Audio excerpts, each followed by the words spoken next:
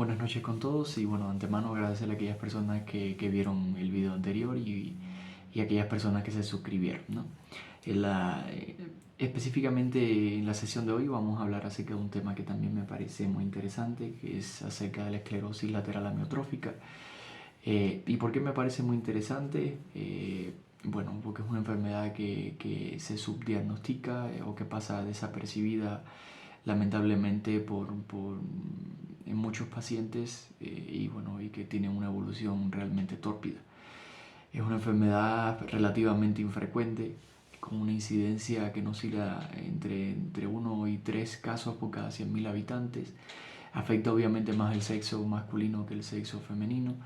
Es una enfermedad que la esperanza de vida es demasiado corta, ¿no? Afecta eh, prácticamente desde el inicio de los síntomas hasta el desenlace de la enfermedad, aproximadamente unos 3 a 5 años, y realmente cuando es diagnosticada la enfermedad no duran más de 18 meses generalmente los pacientes, ¿no? Entonces la esclerosis lateral amiotrófica es una enfermedad, como les comentaba, que es el prototipo de la enfermedad degenerativa de la motoneurona, ¿no? Va a comprometer tanto la motoneurona superior como la motoneurona inferior, y por lo tanto los síntomas van a estar obviamente dados por esta afectación, ¿no?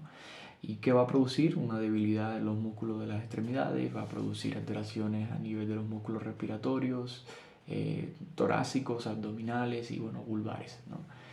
Entonces fue descrita por el doctor Charcot, Martin Charcot, o James Martin Charcot, que es el padre de la neurología, entre los años 1865 y 1869. El doctor en sus estudios observó que pacientes con signos piramidales tenían una evolución tórpida, eh, y bueno, en los hallazgos de la autopsia había encontrado cambios a nivel de los cordones laterales de la médula espinal, los encontró rígidos, esclerosados, y de ahí viene el término de esclerosis. El término de amiotrófica viene bueno, de la gran atrofia muscular que acompañaba a estos daños de la motoneurona inferior y en menos cantidad a los daños producidos por las neuronas superiores. Entonces, efectivamente, bueno, lamentablemente la esclerosis lateral amiotrófica es una enfermedad que afecta heterogéneamente a la población. Eh, Hemos tenido casos de ciertas celebridades o de múltiples celebridades con esta enfermedad. El caso más conocido es el caso del doctor astrofísico Stephen Hawking, que le diagnosticaron su enfermedad de esclerosis lateral amiotrófica en 1963 y realmente fallece el 14 de marzo del 2018, o sea que es la persona lo más longeva con esta enfermedad. Vivió aproximadamente 55 años con la enfermedad. Prácticamente se pensó en un momento de que su enfermedad había experimentado un proceso de regresión, ¿no? Finalmente fallece como resultado de complicaciones de la esclerosis lateral amiotrófica. El otro caso es del conocido guitarrista Jackson Becker, que es un guitarrista norteamericano bien famoso y que es actualmente la persona con esclerosis lateral amiotrófica más longeva después del doctor Stephen Hawking, ¿no?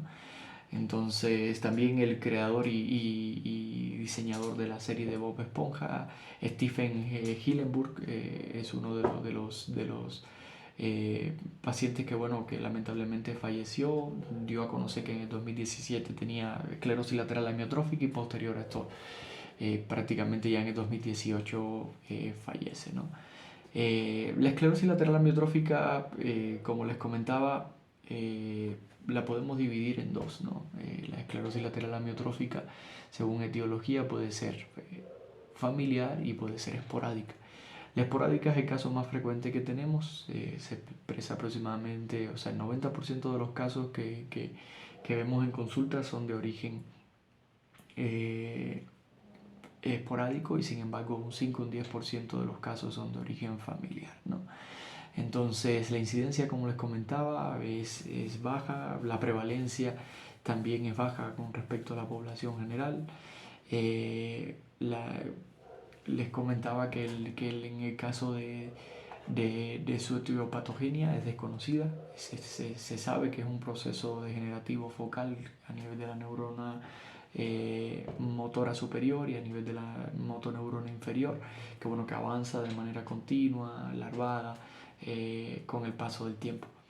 Eh, Obviamente se ha encontrado entre los factores el estrés oxidativo asociado a la esclerosis lateral amiotrófica, factores genéticos, la excitotoxicidad por glutamato. Se ha visto también el daño mitocondrial como causa de estrés oxidativo y como daño mitocondrial, alteraciones del metabolismo del calcio, alteraciones en el transporte axonal como causa de la esclerosis lateral amiotrófica, daño originado también por la activación de las células gliales. Y bueno, todo esto lleva a la apoptosis de la neurona motora superior y de la neurona motora inferior. Se han descrito varios factores de riesgo, ¿no?, asociados a esta enfermedad. Entre estos factores de riesgo, los más frecuentes es el hecho de pertenecer al sexo masculino. Habíamos visto de que es más frecuente en el hombre que en la mujer, en una relación de 4:1. La edad avanzada es otra de las causas, de los factores que se ha visto relacionado con la esclerosis lateral amiotrófica. Sobre todo la edad promedio es entre los 50 y 60 años de edad, aunque se han visto serie de casos que han aparecido antes. También hemos tenido entre los factores que se han asociado ciertas mutaciones genéticas específicas, bueno, que van más relacionados a la causa familiar, ¿no? Entonces, entre los factores ambientales que se han visto, bueno, la exposición al tabaco con poca evidencia, exposición a pesticidas, exposición también a campos electromagnéticos, a algunos metales pesados, también se ha asociado a la esclerosis lateral amiotrófica, exposición también a actividades físicas extenuantes. Hubo estudios que se hicieron en futbolistas o en jugadores de fútbol americano, y bueno, también que al final en otros deportes extremos no se pudo concretar su incidencia, ¿no? Entonces el trauma craneoencefálico también se ha visto, la contaminación del agua, ¿no?, en la isla, por ejemplo, de Oshima, también fue uno de los factores que también se había relacionado, porque hubo un grupo bastante numeroso dentro de esta población. Entonces, entre los factores genéticos, bueno, va más relacionado con el proceso con la esclerosis lateral amiotrófica familiar, ¿no? El primer gen que fue descrito de la esclerosis lateral amiotrófica fue el gen de la superóxido dismutasa 1, que, bueno, que actualmente se sabe que es aproximadamente el causante del 20% de los casos de esclerosis lateral amiotrófica familiar. En el caso del gen que codificaba la proteína TDP43, se ha visto que está relacionado con un 10% de las causas de esclerosis lateral amiotrófica familiar. Asimismo, hay más de 13 mutaciones en el gen FUS y TLP que explican el 5% del resto de casos de esclerosis lateral amiotrófica. Recientemente, bueno, se ha visto mutaciones en el gen ubicado en el cromosoma 9, en el gen C9orf72, con una mayor predisposición a encontrar lo que es la asociación de esclerosis lateral amiotrófica y demencia frontotemporal. Pero bueno, finalmente uno de los factores que sí se tiene claro es el hecho que las personas con esclerosis lateral amiotrófica, sus familiares tienen mucho más riesgo de padecer esclerosis lateral que otras personas que no lo tengan, ¿no?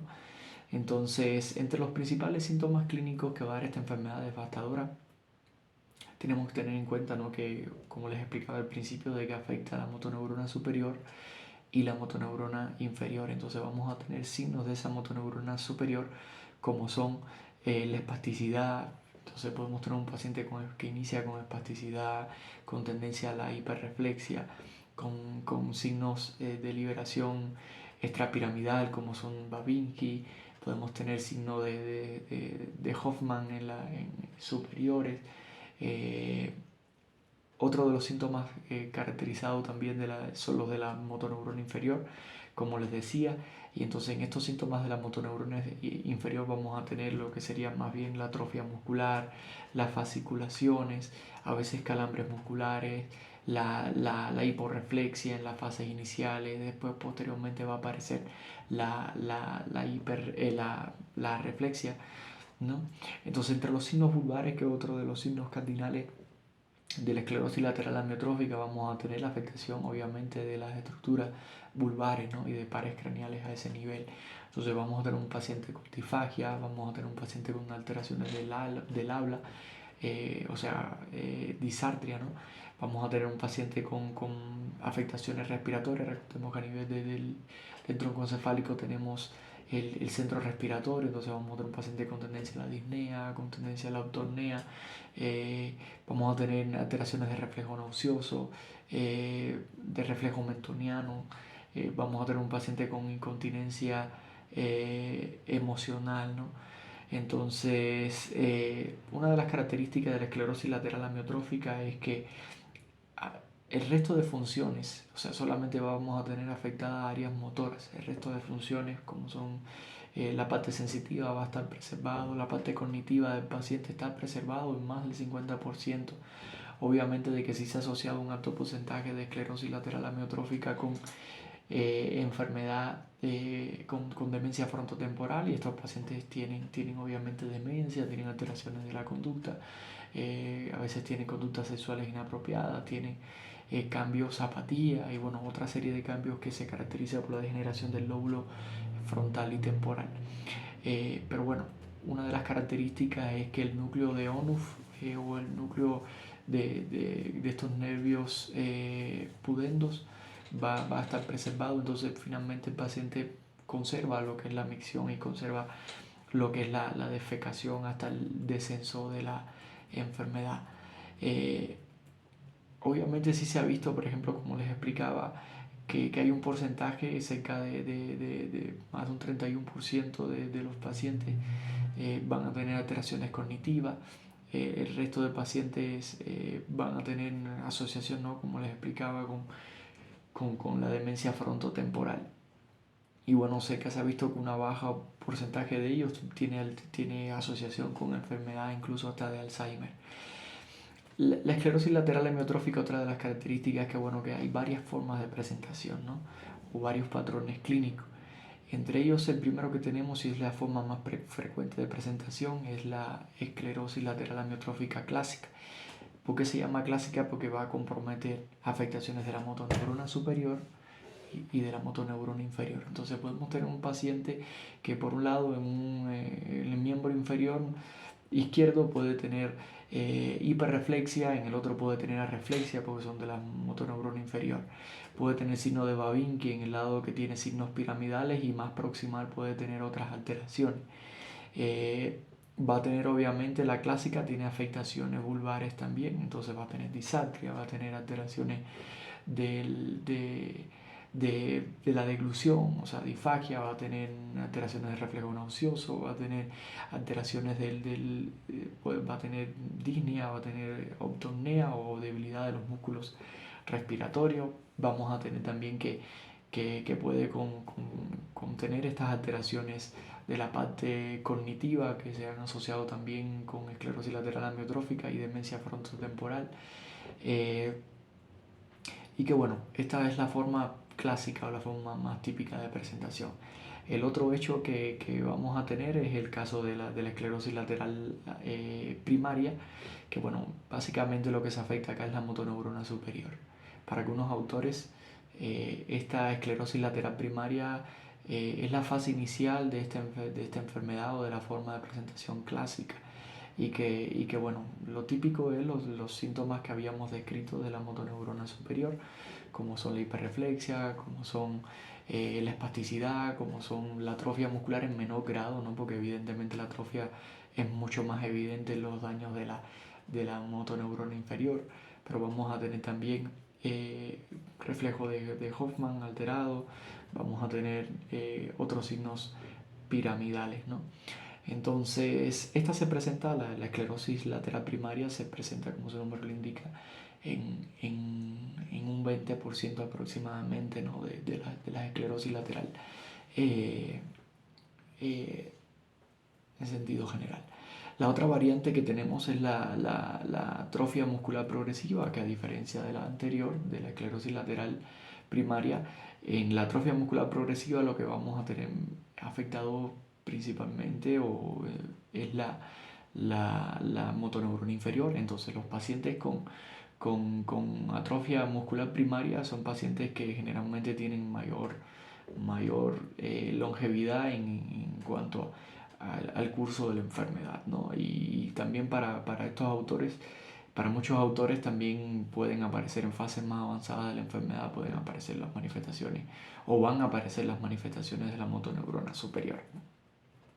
Finalmente, la última presentación, y es la de peor pronóstico, es la parálisis vulvar progresiva, donde netamente lo que aparecen son manifestaciones vulvares. Es un paciente que va a tener desde el comienzo, comienza con disfagia, comienza con disartria, comienza con alteraciones de reflejo nauseoso alterado, van a tener alteraciones de los músculos respiratorios, van a tener disnea, autornea, y que bueno, que esto obviamente van a tener un peor pronóstico y que bueno, que constituye entre el 25 y un 30% de la forma de presentación de las esclerosis lateral amiotrófica, ¿no?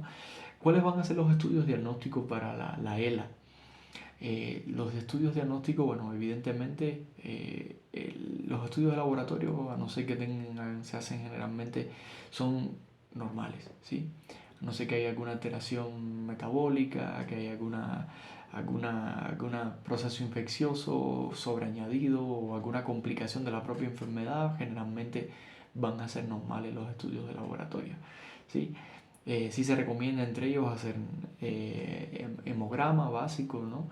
Vamos a hacer reactantes de fase aguda para descartar cualquier proceso infeccioso o cualquier complicación de la enfermedad, que generalmente es lo que lleva al declive de esta patología. Entonces vamos a tener, importante, hacer la función hepática, función tiroidea, electrolitos, en la posibilidad de hacer electroforesis de proteína, hacer perfil glicémico, evaluar la función renal. Entonces, inclusive, bueno, hacer estudios de punción lumbar para evaluar estudios del líquido cefalorraquídeo, y si es posible hacer también histopatología, vamos a hacer también estudios genéticos y bueno, de biología molecular. En cuanto al estudio electrofisiológicos, la electromiografía es el estudio de elección. Evidentemente, cuando diagnosticamos una esclerosis lateral amiotrófica, la electromiografía es el estudio pilar, ¿no? En este caso para la detección o la afectación de los cambios en la motoneurona inferior. Entonces, de excelencia, los estudios de neuroimagen, generalmente no hay un patrón tan bien definido de la esclerosis lateral amiotrófica. Sí se ha visto que bueno, que sí hay ciertas áreas, ¿no? Del lóbulo, o sea, o regiones como son el lóbulo frontal, el lóbulo temporal, hay cierto grado de atrofia. Vamos a tener también ciertas áreas de hiperintensidad del tracto córtico espinal, también se ven en las resonancias magnéticas, sobre todo en las secuencias de T2 y D-Fly. También, por ejemplo, hay zonas de hipointensidad en la corteza precentral también, como hallazgos característicos. El resto, bueno, de estudios generalmente no muestran mayor alteración, ¿no? Y bueno, evidentemente las pruebas genéticas para el caso de esclerosis lateral amiotrófica familiar no han evidenciado una mejoría,